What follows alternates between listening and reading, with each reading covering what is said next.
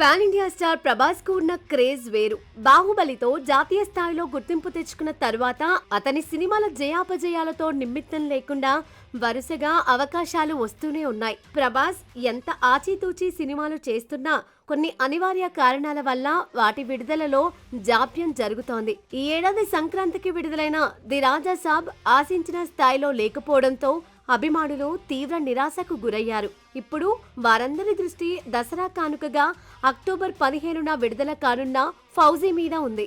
హను రాఘవపూడి తప్పనిసరిగా ప్రభాస్ ను success track ఎక్కిస్తాడని వారంతా నమ్ముతున్నారు.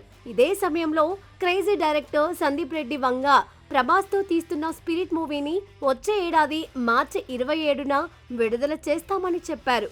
ఇక అదే ఏడాది కల్కి 2898 AD సీక్వెల్ సైతం వచ్చే ఆస్కారం ఉంది.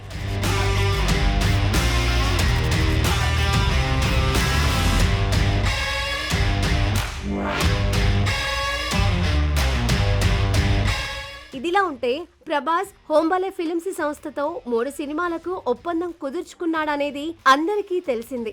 అందులో ఒకటి సలార్ 2 శౌర్యంగ పర్వం కాగా మరో 2 సినిమాల వివరాలు ఇప్పుడు బయటకు వచ్చాయి. ఈ 2 సినిమాలను ఇద్దరు పరభాష దర్శకులు టేకప్ చేస్తారన్నది ఫిలిం నగర్ సమాచారం.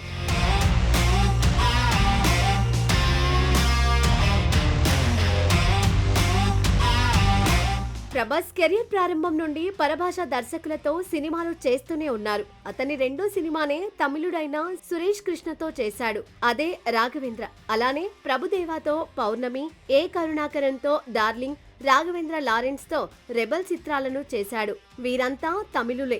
ఇక హిందీలో ఓంరావు దర్శకత్వంలో ఆదిపురుషులో నటించాడు. అలానే కన్నడిగా అయిన ప్రశాంత్ నీల్ డైరెక్షన్ లో సలార్ లో నటించాడు.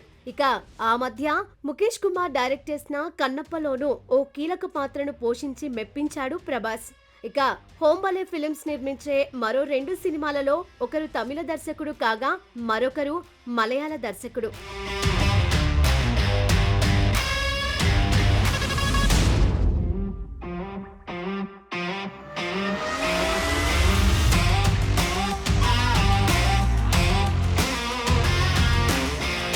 మలయాళంలో కిష్కింద కాండ, ఏకో చిత్రాలను డైరెక్ట్ చేసిన దింజిత్ అయ్యదాన్ ప్రభాస్ కోసం ఓ కథను సిద్ధం చేశారట.